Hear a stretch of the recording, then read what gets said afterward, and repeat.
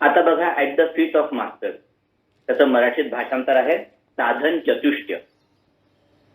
4 साधन आहेत: विवेक, वैराग्य, सदाचार आणि भक्ती. असे हे 4 साधन आहेत. तर आपण कुठल्याही पुस्तकाचा, जसं आपण याच्यापूर्वी एका पुस्तकाचा अभ्यास केला होता मुक्ती मंदिराच्या प्रांगणात, आपण पहिल्या प्रकरणापासून सुरुवात केली होती. परंतु ह्यात तसं नाहीये. याचा जर आपण अभ्यास करतो म्हटलं तर असं नाही. या पुस्तकाची प्रस्तावना अतिशय महत्वाची आहे आणि प्रस्तावना समजली तरच आपण इथून पुढं हे होऊ शकतं.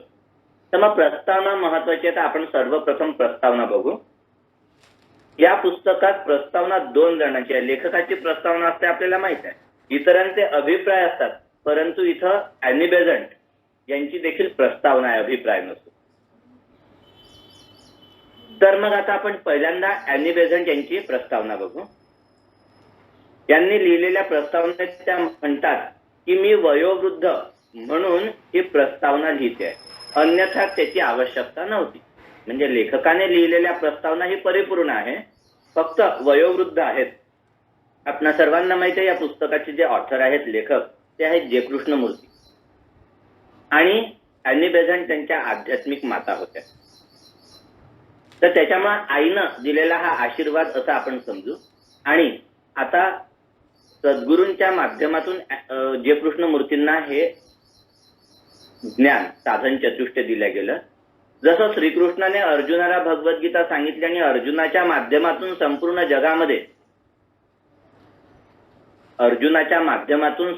जगामध्ये ही भगवद्गीता जशी आहे प्रस्थापित आणि स्थिर, आणि अनेक साधक त्याचा अभ्यास करत आहेत, त्याचप्रमाणे at the feet of master हे सद्गुरूंकडनं जे कृष्णमूर्ती आणि जे कृष्णमूर्तींच्या माध्यमातून संपूर्ण जगाला आलेलं हे पुस्तक आहे.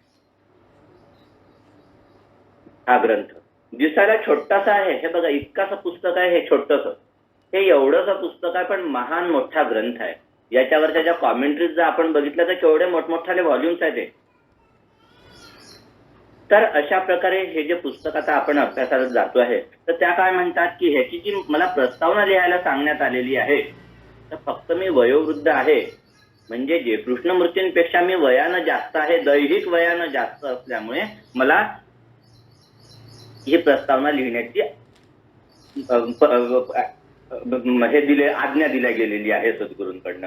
दैविक वय लहान असलेल्या महात्म्याकडून या छोटेखानी अध्यात्म पथावर महान प्रगती साधून देणाऱ्या ग्रंथाची रचना केली गेली.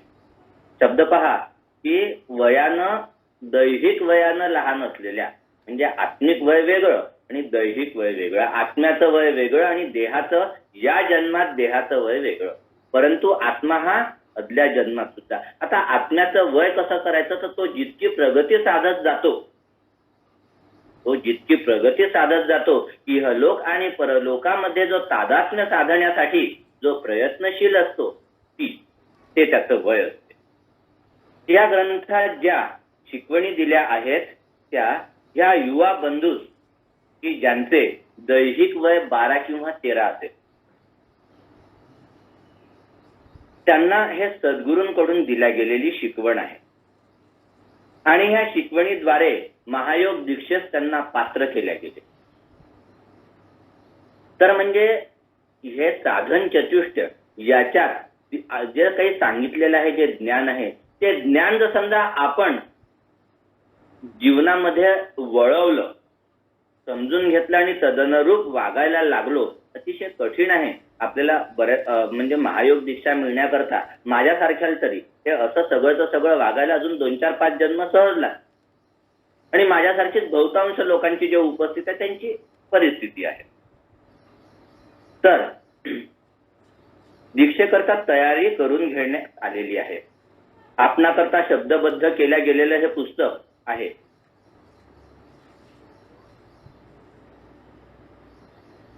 आणि जे काही सद्गुरूंनी जे कृष्णमूर्तींना सांगितले आणि सांगितल्याच्या नंतर त्यांनी त्यांच्या स्मृतीस उजाळा देत ते ऍस्ट्रल बॉडीने, असं म्हणतात की ते ऍस्ट्रल बॉडीने सद्गुरूंच्या आश्रमात जात.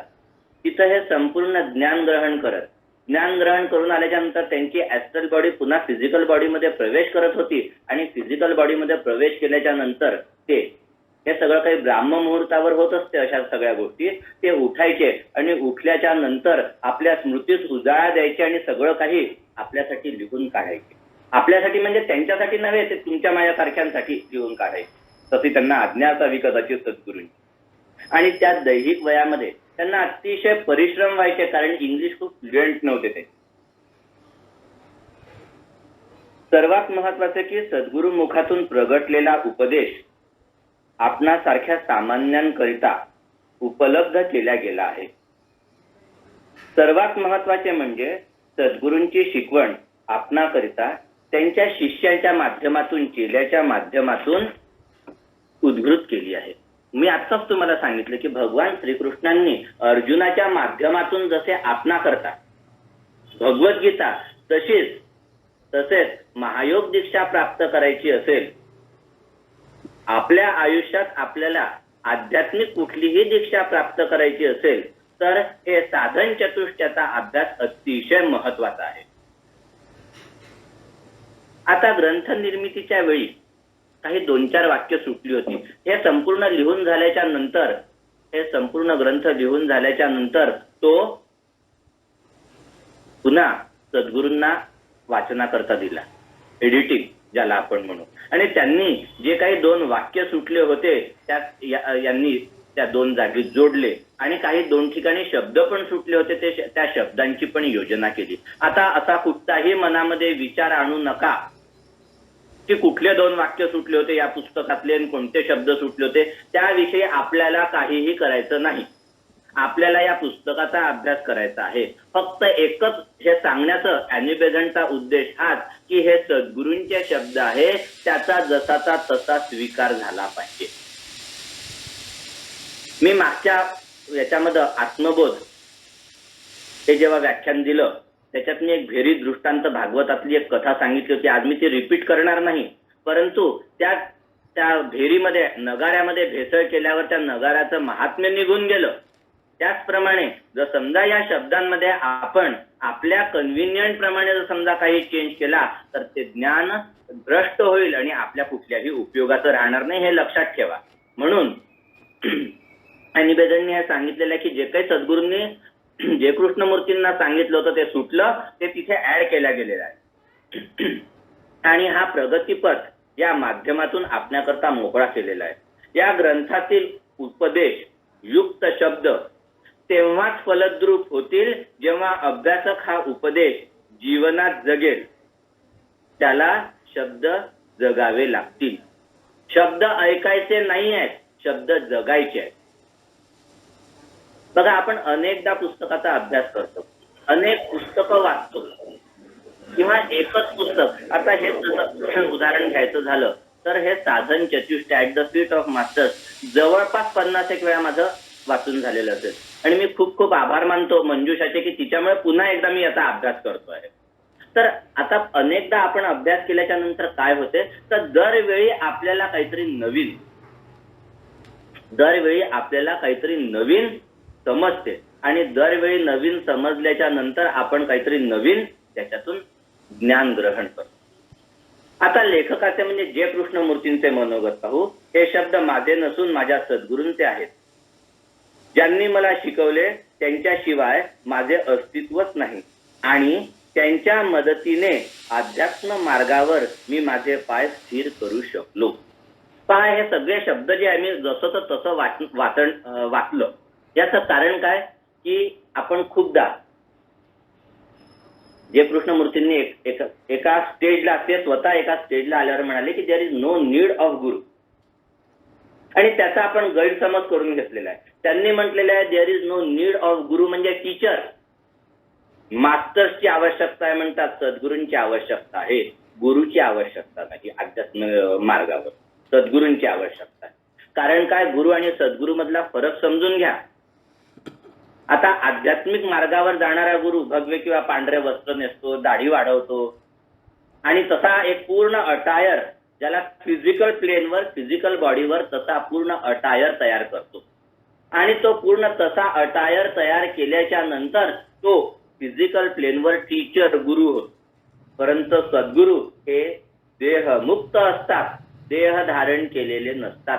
फिजिकल बॉडी पासून ते मुक्त असतात आणि फिजिकल बॉडी पासून ते मुक्त असे, फिजिकल बॉडी पासून मुक्त असे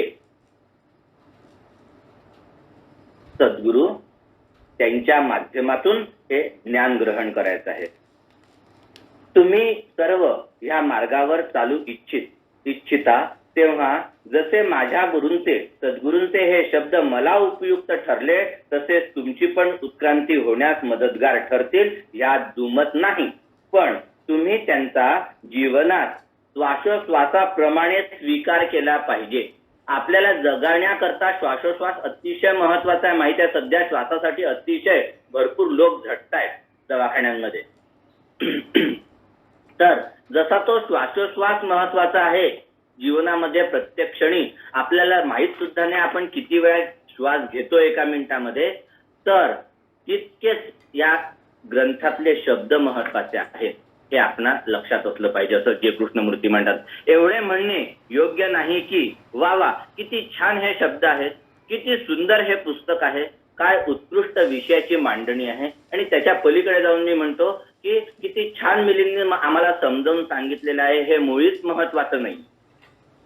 तर महत्वाचं काय आहे की जी व्यक्ती या यशस्वीता प्राप्त करू इच्छिते त्याने ते शब्द श्वासोश्वासाप्रमाणे जीवनात स्वीकारले पाहिजे. त्याने ते शब्द श्वासोश्वासाप्रमाणे जीवनात स्वीकारले पाहिजे. पंचपक्वान्य भरलेले ताट आपल्या समोर आहे. पंचपक्वान्य भरलेले ताट आपल्या समोर आहे आणि एक क्षुधायुक्त व्यक्ती तिथं पंचपक्वान्य भरलेल्या ताटासमोर आहे. तर फक्त त्यांना बघूनच, ते फक्त ताट तसं बघून त्याची क्षुधातृप्ती होईल का हो? म्हणजे hungry persons hunger can be satisfied by seeing that plate, तर मुळीच नाही. त्याला काय करावं लागेल? त्याला त्याचा हात पुढे नेऊन हाताने तो घास मुखामध्ये घालून त्याचं दाताने चावून त्याला गिळावं लागेल. त्याच्याशिवाय त्याची भूक शांत होणार नाही. त्याचप्रमाणे सद्गुरूंचे हे जे शब्द आहेत ते फक्त ऐकणे किंवा वाचणे एवढंच नव्हे, तर हे ऐकणे किंवा वाचणे म्हणजे इन्फॉर्मेशन घेणे आहे. ही इन्फॉर्मेशन मला नॉलेज मध्ये, ज्ञानामध्ये ट्रान्सफर करायची आहे. नॉलेज मधून ते विजडम आणि विजडमच्या थ्रू मला एनलायटनमेंट घ्यायची आहे.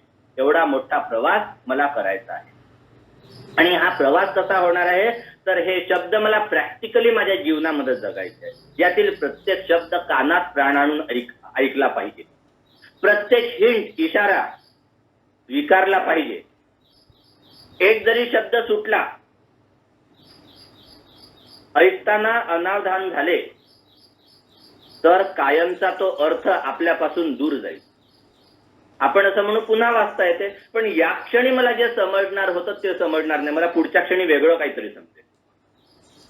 आणि एकच लक्षात घ्या, मला समजलं किंवा मला समजलं नाही, मला जे काही समजलं ते परफेक्ट समजलं का असा विचार करायचा. माझी बौद्धिक क्षमता जेवढी आहे तेवढं मला समज, जेवढी आवश्यकता या क्षणी समजण्याची तेवढं मला बरोबर समजतं. जेवढी मला आवश्यकता आहे या क्षणी समजण्याची माझ्या उत्क्रांतीच्या लेवल प्रमाणे, इव्होल्युशनच्या लेवल प्रमाणे तेवढं मला समजतं, तेवढं या क्षणी परफेक्ट आहे. म्हणूनच एका ग्रंथाचे अनेक आवर्तन आपण करतो. कारण जसे जसे आपली बौद्धिक वय वाढत जाईल, मेंटल बॉडी जेवढी जेवढी मॅच्युअर होत जाईल, तसं तसं आपल्याला हे सगळं काही कळत जाईल, समजत जाईल. तर मग आता ह्या उत्क्रांती मार्गावर पदक्रमण करण्याकरिता सद्गुरूंनी मला म्हणजे जे कृष्णमूर्तींनी 4 साधने सांगितली आहेत: विवेक, वैराग्य, सदाचार आणि भक्ती. तर मग आता या 4 साधनांविषयी सद्गुरूंनी जे कृष्णमूर्तींना जे सांगितले ते या पुस्तक रूपाने आपल्या पुढे त्यांनी ठेवले आहे. किती अनंत उपकार आपल्यावर झालेले आहेत. ते हे कशा करता ठेवलेले आहेत? तर बघा, एक अतिशय उत्कृष्ट श्लोक त्या पुस्तकात लिहिलेला आहे अॅनी बेझंटने.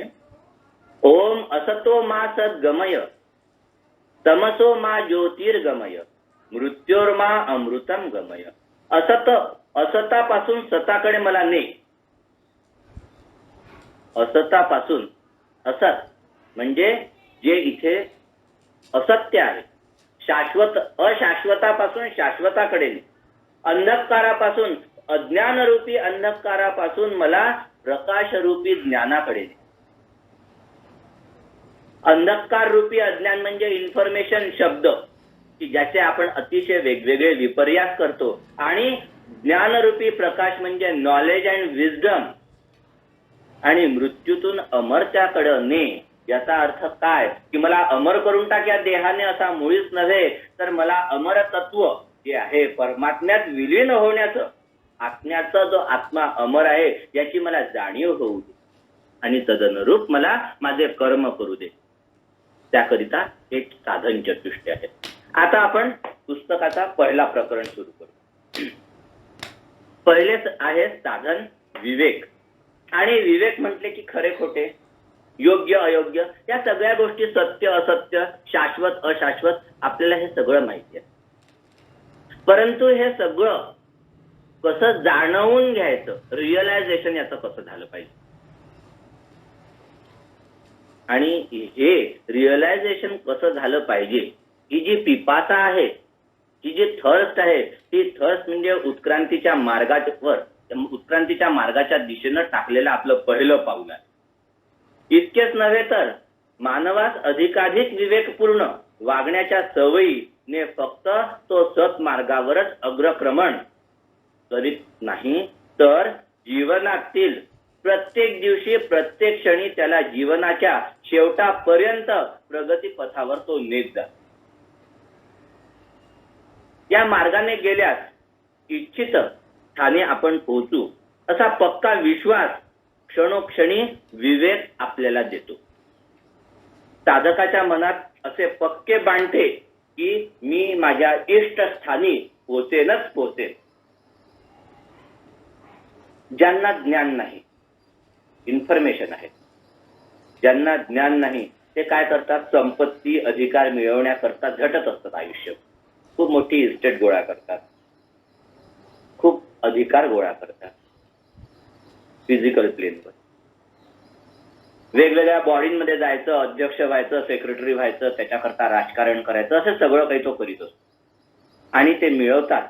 ते टिकते किती दिवस हो. जर समजा आपण कुठच्या बॉडीमध्ये अध्यक्ष सेक्रेटरी झालो तर त्या कॉन्स्टिट्यूशन प्रमाणे 3 वर्ष किंवा 5 वर्ष. मग आपण काय करतो, हव्यास, त्या पोस्टचा हव्यास आल्यामुळे आपण ते आपल्याचकडे पद राहिलं पाहिजे त्याच्याकरता वेगवेगळ्या प्रकारचे घाणेरडे राजकारण करतो. परंतु ते कुठपर्यंत पुरेल, 5चे 10 होईल, असे होईल, आणि करत करत करत मृत्यूपर्यंत, देहाचा मृत्यू होईपर्यंत, त्या जन्मापुरते. म्हणून ते मिथ्या आहे, असत्य आहे. आणि जगात बऱ्याच काही अशा बाबी आहेत की ज्या शाश्वत व सत्य आहेत, जसं ज्ञान.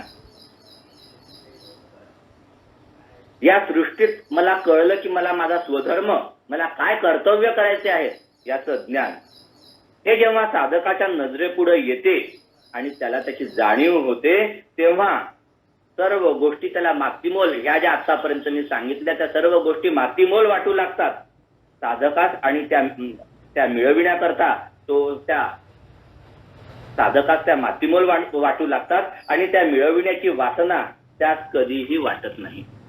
मग कारण त्याला कळलेलं की मला काय मिळवायचं, माझा जन्म का म्हणून झालेला आहे. या संपूर्ण जगामध्ये 2 प्रकारची माणसे असतात. मंजुषा, कुठले ग? 2 प्रकारचे असे माणसं असतात, the one who knows and one who does not know. ज्यांना ज्ञान आहे असा एक वर्ग, आणि ज्यांना ज्ञान नाही, फक्त माहिती आहे असा एक वर्ग. म्हणजे ज्यांना ज्ञान आहे असा एक वर्ग आणि ज्यांना माहिती आहे असा एक वर्ग. म्हणजे हे पुस्तक वाचून घेतलं, मी तुम्हाला सांगितलं 50 वेळा वाचून घेतला, पाठ झालाय, मला तोंडपाठ आहे ते शब्द याच्यात.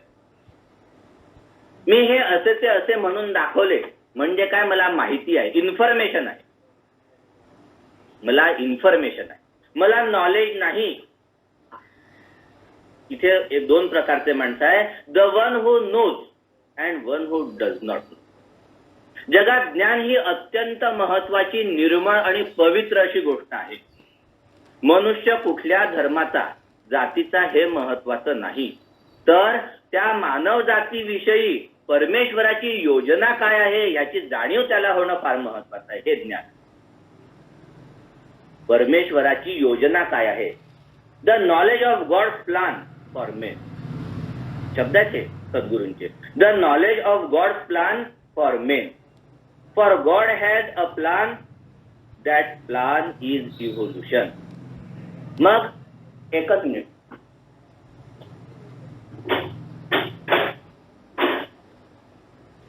तर काय बघा की गॉड्स प्लॅन इज इव्होल्युशन. उत्क्रांती, जागतिक उत्क्रांती ही तुझी किंवा माझी उत्क्रांती नव्हे, तर ह्या संपूर्ण जगाची उत्क्रांती करणे ह्या सद्गुरूंचा परमेश्वराचा योजना आहे. परमेश्वराची. आणि एकदा का माणसाला ही योजना कशी आहे हे त्यांनी ओळखले की त्याला आपसुकच त्याचे सौंदर्य व वैभव दिसू लागले. आणि ते वैभव दिसायला लागले, ते सौंदर्य त्याच्या नजरेपुढे आले की तो स्वतःच उठून त्याला हातभार लावला. म्हणजे त्या उत्क्रांतीत सद्गुरूंचा जो प्लॅन आहे, गॉड्स प्लॅन फॉर इव्होल्युशन, त्या सद्गुरूच्या प्लॅन मध्ये तो स्वतःला आपोआप त्या कार्याला झोकून देतो. तेव्हा तो हे बघत नाही की मी हे जे काही काम करतोय याची कुठेतरी गणना होते का, कोणी याचं अप्रिसिएशन मला देणार आहे का, या सगळ्या गोष्टींची त्याला गरज नाही आहे. तिच्या ठिकाणी तादात्म्य साधल्याशिवाय तो राहूच शकत नाही, त्याला राहणारच नाही की बस आता मला हे कार्य करायचेच आहे. हे ज्ञान ज्या झाले तो ईश्वर पक्षाचा आहे. He is at the God side. आणि हे ज्याला ज्ञान होत नाही तो गॉडच्या साइडला नाही. पुन्हा म्हणजे द वन हू नो, याच्यात दोन भाग आहेत. द वन हू नोज याच्यामध्ये one is at God side and another is at opposite side. मग जो सद्गुरूंच्या, परमेश्वराच्या, देवाच्या साईडला आहे, हे देवाच्या पक्षात आहे, द वन हू नोज, आणि तो वाईटाचा प्रतिरोध करतो व चांगल्यासाठी कष्ट करतो. त्यासाठी तो कुठचीही तिलांजली द्यायला तयार आहे. स्वार्थासाठी झटण्याचे सोडून उत्क्रांतीसाठी, to achieve God's plan of evolution, या जगाच्या कल्याणासाठी तो झटतो. जर तो परमेश्वराच्या पक्षातील असेल तर तो आमच्यापैकी, म्हणजे जे कृष्णमूर्ती सद्गुरू म्हणतात, आमच्यापैकी एक म्हणजे सद्गुरूंच्या संघात बसण्या योग्य आहे. बघा, if the one is at God's plan side, तर तो सद्गुरू संघामध्ये बसण्या योग्य आहे.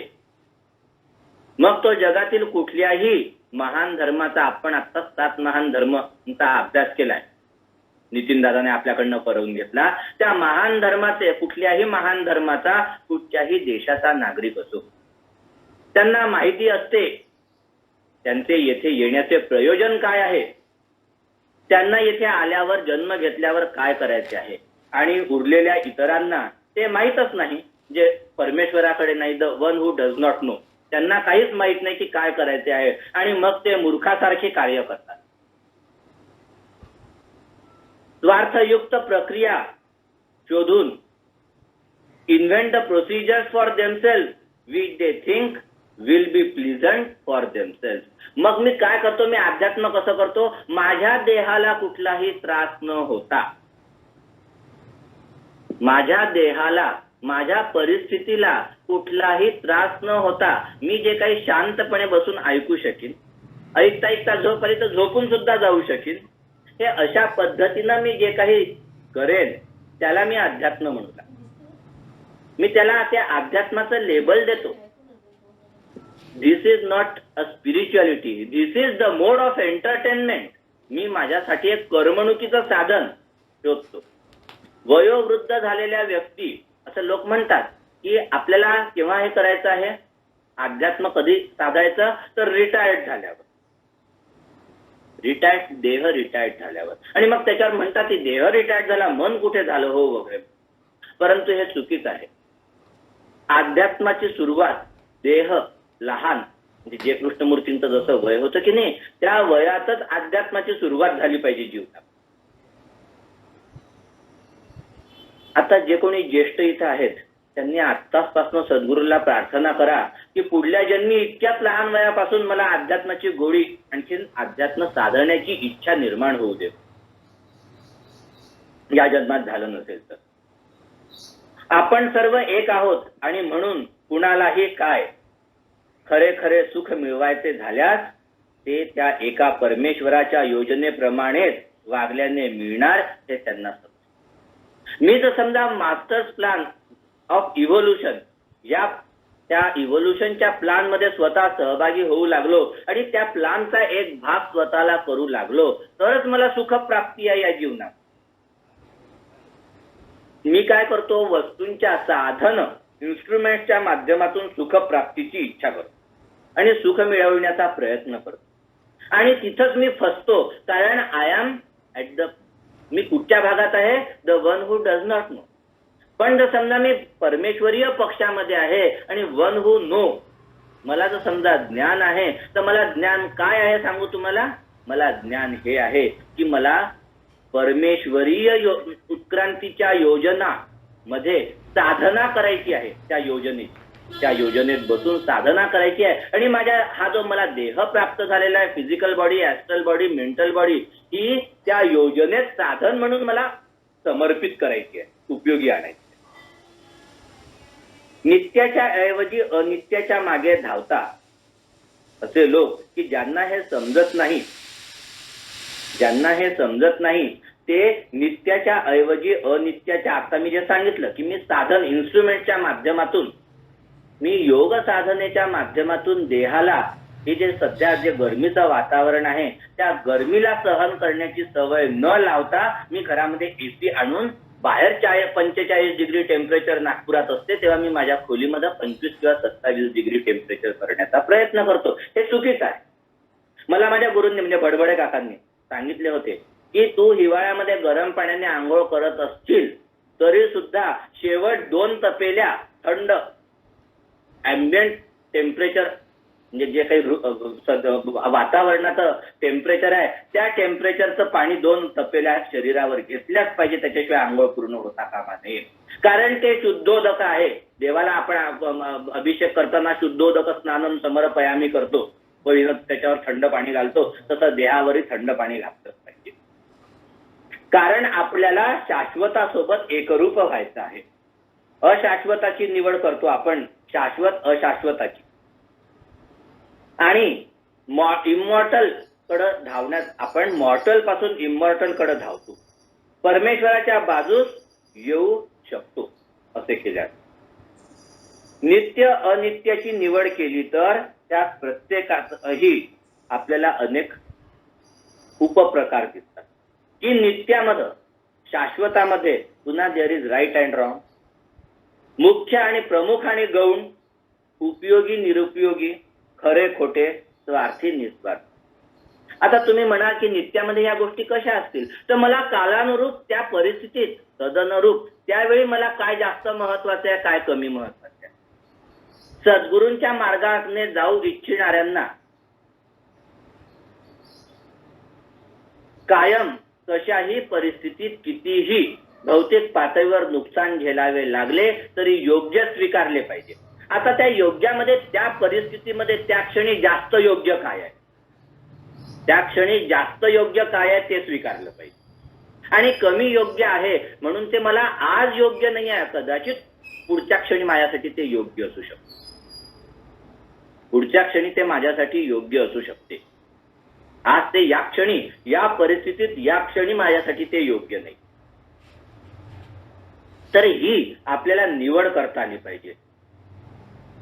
मनुष्य आणि त्याचा देह हे 2 वेगवेगळे आहेत. मनुष्याचं म्हणजे शरीरात राहणाऱ्या ईश्वराच्या अंशाचा संकल्प त्याच्या देहाला सर्वदा आवडतोच असे नाही. तुम्हा प्रत्येकाचा हा एक स्वतःचा अनुभव असेल की आपण दररोज ठरवतो की मी सकाळी 5 वाजता उठेल, भरभर उरकून 5:30-6 जो काही तुमचा टाइम ठरलेला असेल तितके वाजता ध्यानाला बसेल. तुम्ही मला सांगा कितीदा आपण चुकतो हो. कारण काय, आपण चुकण्याचं कारण असं आहे की आपण ठरवतो, आपल्यात असलेला ईश्वरांश हे सगळं काही ठरवतो, परंतु देह त्याच्याकरता तयार नसतो, त्याला देहाला ते आवडत नाही. तेव्हा क्षणभर थांबून खरोखर आपण विचार केला पाहिजे की हे कुणाला हवंय, हे कुणाला हवंय? एखादा डायबेटिक पर्सन एखाद्या पार्टीला जातो, बुफेमध्ये सगळं ठेवलेलं असतं, त्याला माहिती असतं, ईश्वर अंशाला माहिती असतं की साखर हे आपल्याकरता जहर आहे, गोड पदार्थ खाल्ला नाही पाहिजे, परंतु देह सतत त्याला प्रवृत्त करत असतो की ते खाल्लं पाहिजे. त्या क्षणी थांबून स्वतःला विचारलं पाहिजे की हे कुणाला हवंय? हा विचार केला पाहिजे, खरोखरच हे तुला हवंय की तुझ्या देहाला हवंय, इंद्रियांना हवं आहे की आत्म्याला हवं आहे? कारण तू ईश्वर आहेस आणि ईश्वराचा संकल्प तोच तुझा म्हणजे साधकाचा संकल्प असला पाहिजे. परंतु तुझ्यात असलेल्या ईश्वराला शोधून त्याचे बोल म्हणजेच तुझे बोल हे जाणून घे. परावाणीतून येणारे शब्द ऐकता आले पाहिजे. 4 प्रकारच्या वाणी आहेत. आपण मुक्ती मंदिराच्या प्रांगणात अभ्यास केला त्यावेळेस बघितलं की 4 प्रकारच्या वाणी आहेत. वैखरी, परा पश्यंती, उलट जाऊ आपण, परा पश्यंती, मध्यमा आणि वैखरी. वैखरी म्हणजे मी बोलतोय आणि तुम्ही ऐकताय ती वैखरी. हे बोलत असताना माझ्या मनात जो विचार होतो आहे ती मध्यमा. इमोशनली मी जो काही विचार करतो आहे ती आहे पश्यंती. आणि परा जी मूलाधार चक्रावर गजाननाचं स्थान आहे किंवा मूलाधार शितोस्मी, तिथून जे काही शब्द उत्पन्न होतात ते ऐकता आले पाहिजेत. आणि म्हणूनच आपण श्रावक भूमिकेत असलं पाहिजे. की श्रावक भूमिकेमध्ये म्हणजे तोंड बंद ठेवून उपयोग नाही, तर मनाचा विचारही शांत झाला पाहिजे. पहिल्या वर्षी तोंड बंद ठेवायचं, दुसऱ्या वर्षी विचार बंद ठेवायचे, तिसऱ्या वर्षी इमोशन्सला कंट्रोल करायचं. आणि असे 3ही जेव्हा शांत होतील तेव्हा परेतून जी वाणी आवाज उत्पन्न होईल तो पश्यंती मध्यमेच्या माध्यमातून सहस्रार बुद्धीमध्ये जाईल आणि मग तो प्रकाश पडेल आपल्या बुद्धीत. तर असे शरीरात तू सतत, तुझ्या शरीरात फक्त फिजिकल बॉडीच नाही आहे, तर ऍस्ट्रल आणि मेंटल बॉडी अन्नमय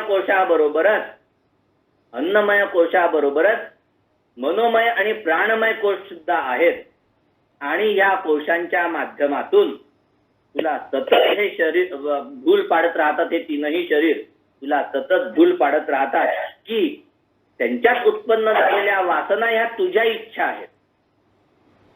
हे सतत डिस्क्रिमिनेट करता आलं पाहिजे. आपण फक्त फिजिकल बॉडी, परंतु काय म्हणतात सद्गुरू की ऍस्ट्रल आणि मेंटल बॉडी, ऍस्ट्रल आणि मेंटल बॉडीजच्या सुद्धा वासना आपल्याला फारकत करता आली पाहिजे. जेव्हा काही महत्वाचे काम असते तेव्हाच भौतिक शरीरात अन्नमय कोशात विश्रांती घ्यायची असते. आताच मी सांगितलं की सकाळी 5 वाजता उठून जर समजा आपण ठरवलंय की मला ध्यानाला बसायचं आहे, नित्य कर्म उरकून 5:30 वाजता किंवा 6 वाजता मी ध्यानाला बसणार आहे, तर आपली ती वेळ कशी चुकेल याकडे हा देह अतिशय कार्यान्वित होऊन जातो. आपल्याला हिंडावेसे वाटते, अभ्यास करायचा आहे, स्टडी क्लास ठरलेला आहे.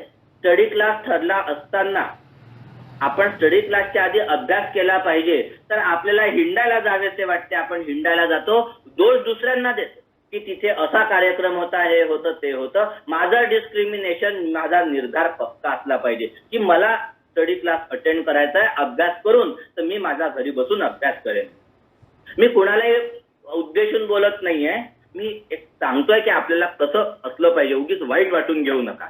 कारण खूपदा असं म्हटलं जाते की मिलिंद जे काही बोलतो ते डिवचतो. कारण काय की मी डिवचत नाही कुणाला, तर त्याला त्याच्यातले अवगुण लक्षात येतात की किती उत्कृष्ट गोष्ट आहे आणि तो माझ्यावर दोष टाकून मोकळा होतो. तर कृपया माझ्यावर दोष न टाकता आपल्यात हा अवगुण आहे हा दूर करून मी सद्गुणाला तिथे कसा प्रस्थापित करू शकेन याच्यावर विचार करा, चिंतन करा, मेडिटेशन करा.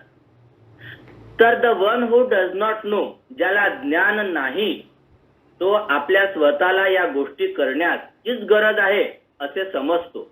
म्हणून त्या आपण केल्या पाहिजेत अशी त्याची समजूत करून घेतो की आता हेच आवश्यक आहे या क्षणी हेच आवश्यक आहे. मला तुम्हाला सांगतो की म्हणजे मी लहान असेल, एक जास्तीत जास्त 17-18 वर्षांचा असेल, त्या बडबडे काकांनी मला एक प्रॅक्टिस सांगितली की कधी कधी आपली वेळ जेवणाची ठरलेली आहे, ती ठरवून ठेवायची. तेवढ्या लहानपणापासून त्यांनी मला सांगितलं होतं, माझ्या आईने ती ठरवून दिलेली आहे आणि आज पण तशीच आहे. तितके म्हणजे तितकेच वाजता जेवायचं. त्याच्या आधी जर भूक लागली तर खायचं नाही. त्या भुकेला शमवता आलं पाहिजे ना आपल्याला.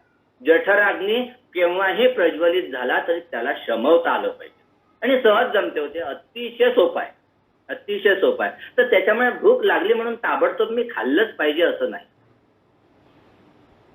तर भूक लागली तर माझी वेळ होईपर्यंत त्या भुकेला शमवता मला आलंच पाहिजे. आणि आता इतकं परफेक्ट प्रॅक्टिस झालेली आहे, इतकी परफेक्ट प्रॅक्टिस झालेली आहे की सोमवार ते शनिवार 10 म्हणजे 10 वाजता भूक लागते. रविवारी लॉजमधनं उशीर होतो ना, तेव्हा म्हणून मला रविवारी भूक लागत नाही. 10 म्हणजे 10 वाजता भूक लागते सकाळी आणि संध्याकाळी 8 म्हणजे 8 वाजता भूक लागते. आपोआप घड्याळीकडे पाहायची गरज नाही, इतकी छान सवय लागते आपल्याला. तर क्षणभर थांबून, म्हणजे आता द वन हू नोज, आपल्याला भूक लागल्यासारखी वाटल्याबरोबर आपण क्षणभर थांबून आपण स्वतः विचार केला पाहिजे, अनालिसिस केलं पाहिजे स्वतःचं की ही भूक कुणाला लागलेली आहे. ही देहाला लागलेली आहे की माझ्या आत्म्याला लागलेली आहे. आत्म्यालाही अन्नाची भूक लागते कारण त्याला देह पोसायचा असतो.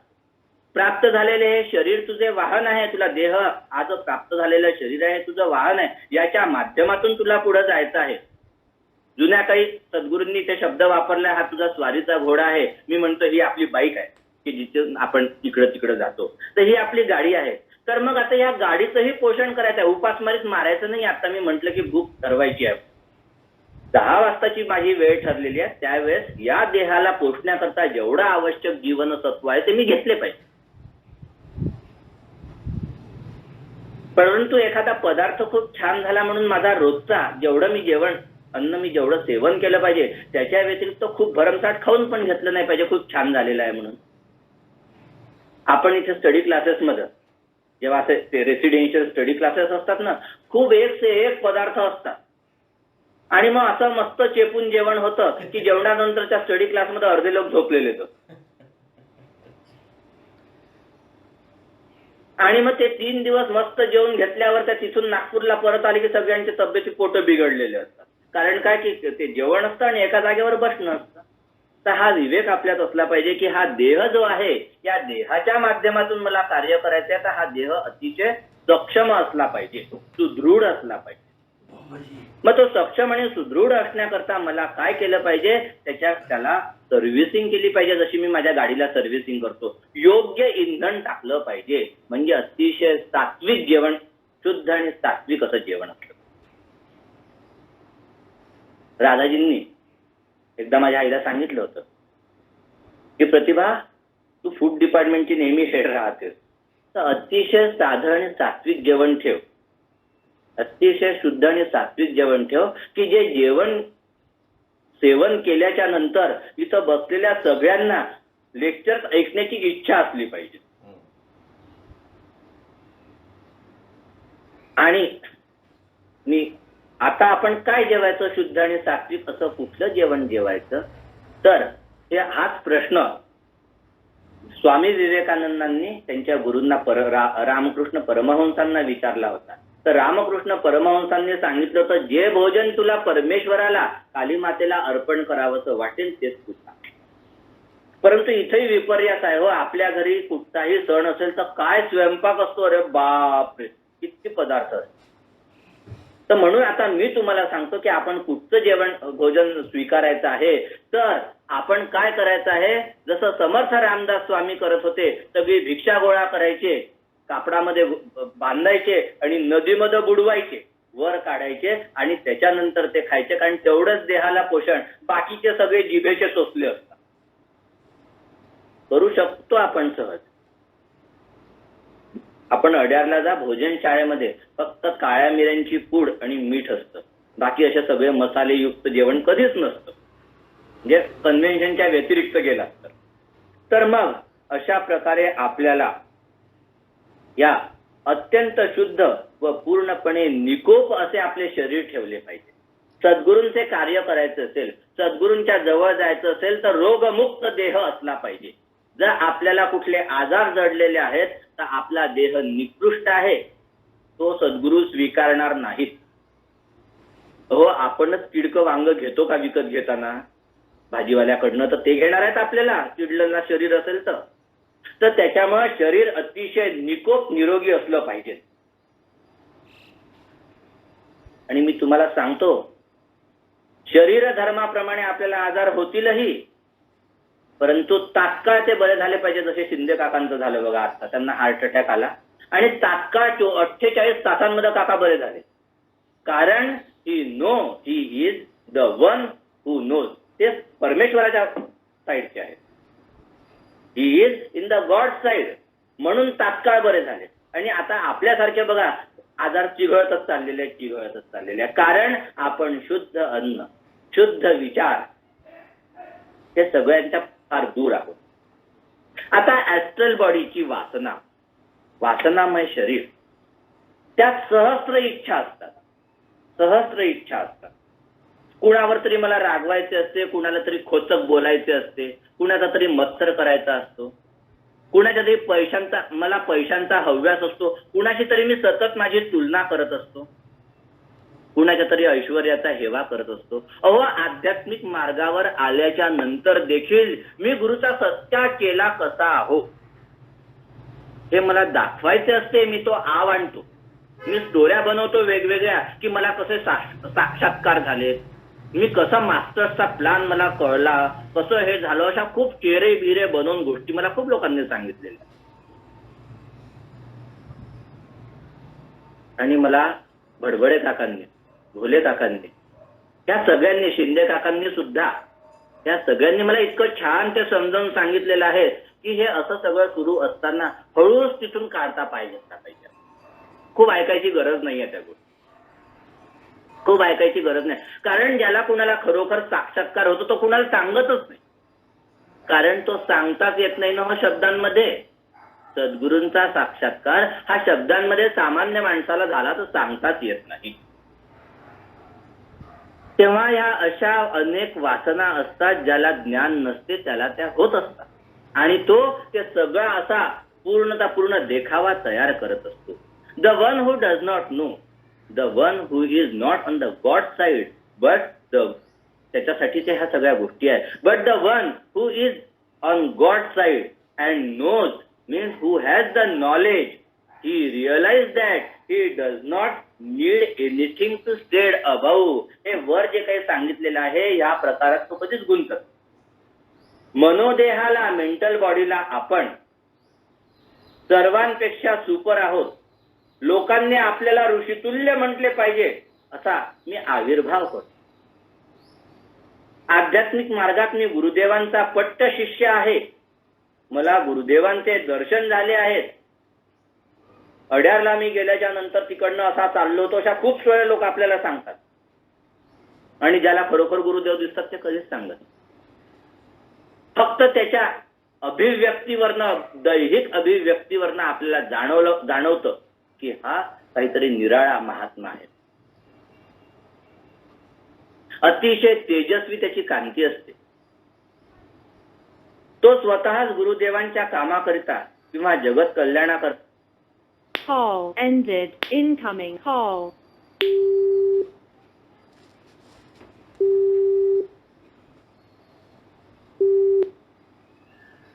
ध्यानाला बसला, आपण ध्यानाला बसलो की तो मनोदेह त्याच्या आवडीच्या विचारांकडे आपल्याला केव्हा घेऊन जातो आपल्याला कळतच. प्रत्येकाचा अनुभव आहे. असा कोणीच सुटला नाही की तो या अनुभवातनं गेलेला नाही. मग तेव्हा तुझे ते मन नसून तू निराळा आहे आणि तुझे मन वेगळे आहे हे तुला कळले पाहिजे. याच्यात तुला फारकत करता आली पाहिजे आणि विवेकाद्वारे तू त्या अशा येणाऱ्या विचारांपासून दूर गेला पाहिजे. सृष्टीच्या गूढ नियमांचा अभ्यास करून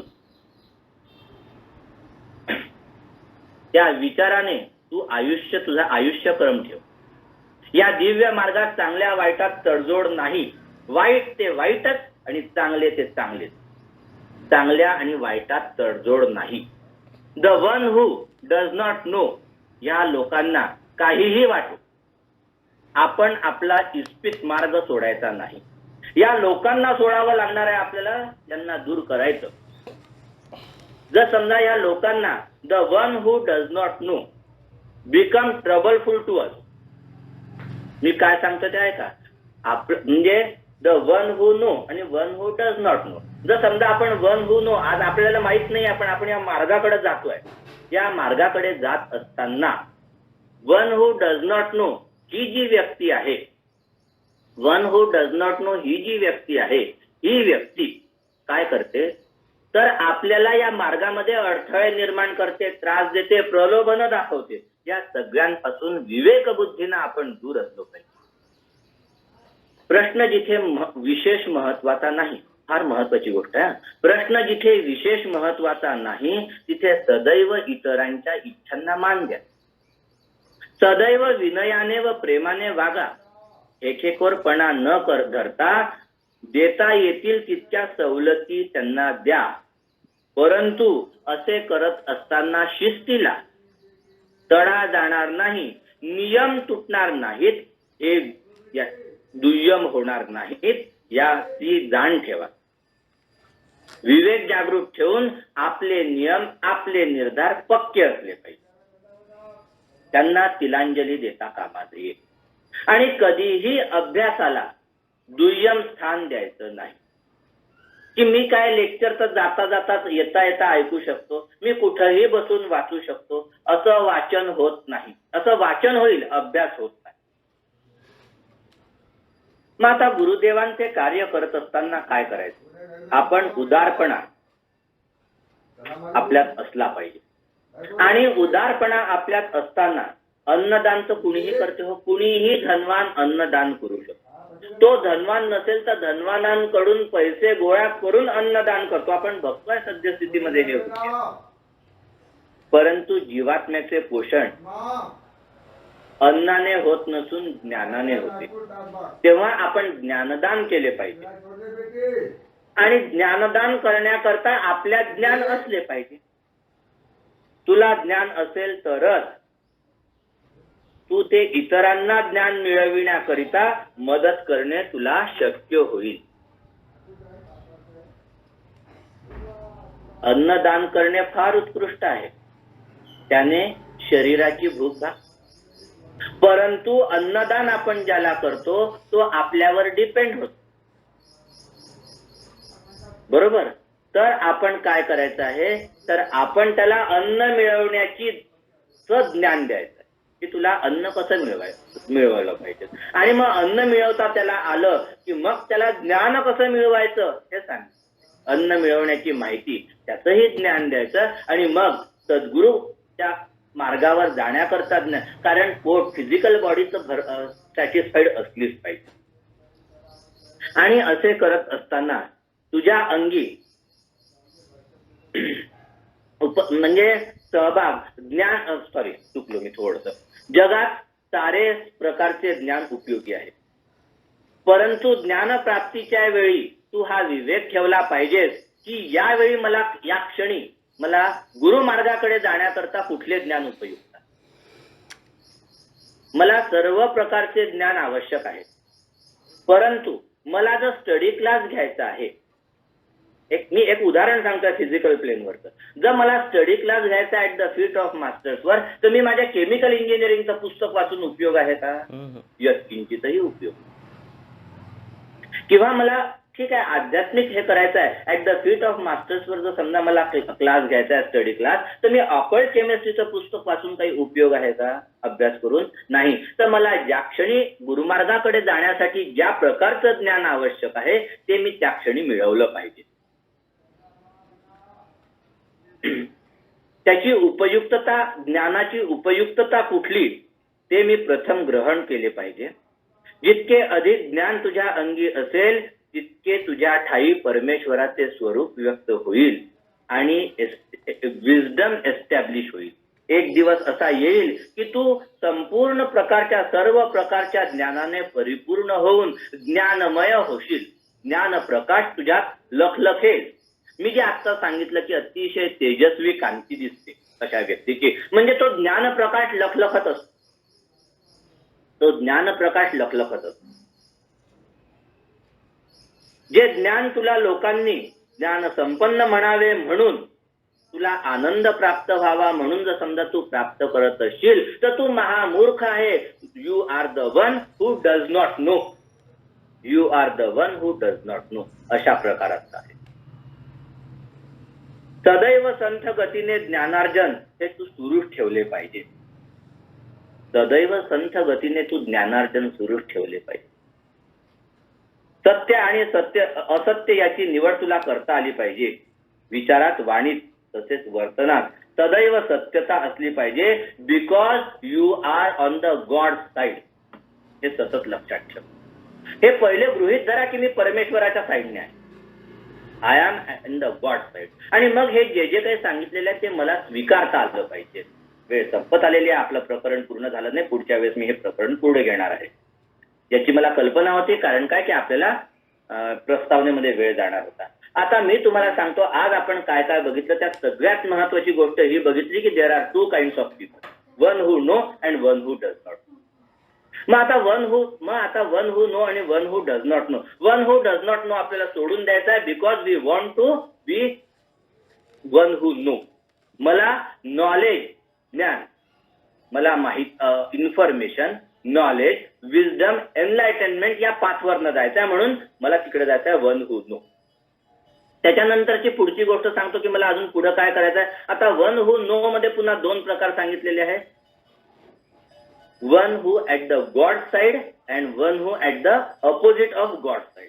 तर मला मग आता गॉड साइडला जायचं आणि मग मला परमेश्वरीय मार्गाने पुढे जायचं आहे. त्याकरिता मला काय जाणीव असली पाहिजे की परमेश्वराची योजना काय आहे या भूतलात. या संपूर्ण सृष्टीमध्ये the God plan is the plan for evolution.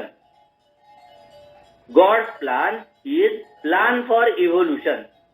तर ह्या संपूर्ण याच्यामध्ये सद्गुरूंचा प्लॅन आहे की जागतिक उत्क्रांती करायची आहे. आणि त्या जागतिक उत्क्रांती करण्याकरता मला माझं तन मन, माझे आता तन म्हटलं तर मला 7 प्लेन्स वरच्या माझ्या सगळ्या 7 बॉडीज, सगळ्या 7 प्लेन्स वर असलेले माझे 11 इंद्रिय आणि या सगळ्या 7 प्लेन्सच्या माझ्या 7 बॉडीज, त्याच्यात प्रत्येकात असलेले माझे 11 इंद्रिय आणि माझा आत्मा हा त्या परमात्म्याच्या त्या कार्यामध्ये मला अर्पण करायचं आहे. एवढं आज आपलं संपलं. याच्यानंतर पुढच्या रविवारी इथून पुढे घेऊ. पुढच्या रविवारी आपण हा जो टाइम लॅग झालेला आहे, आज मी थोडं मुद्दाम स्लो घेतलं कारण विवेक करणं फारच कठीण आहे. कारण आपल्याला शब्द सगळे माहित आहेत, ते उतरवायचे कसे जीवनामध्ये ही एक फार मोठी तारेवरची कसरत आहे. आणि ती कसरत आपल्याला करण्याची तयारी, आज ते बळ आलं पाहिजे हातापायांमध्ये. म्हणून आपण थोडे स्लो गेलेले आहोत. पुढच्या याच्यामध्ये आपण पुढच्या मीटिंग मध्ये म्हणजे 13 तारखेला आपण इथून पुढे जाऊ आणि आपण वैराग्य हा पार्ट पण पुढच्या याच्यामध्ये कम्प्लीट करू. जर समजा कुणाला काही प्रश्न असतील तर मला व्हॉट्सअपवर ते तुम्ही प्रश्न टाकायचा आहे. पुढच्या वेळेस मीटिंग सुरू करू आपण, तर ती मीटिंग सुरू करू त्या क्षणी पहिले मी उत्तर देईल तुमच्या प्रश्नांचं आणि मग त्याच्यानंतर आपण मीटिंग सुरू करू.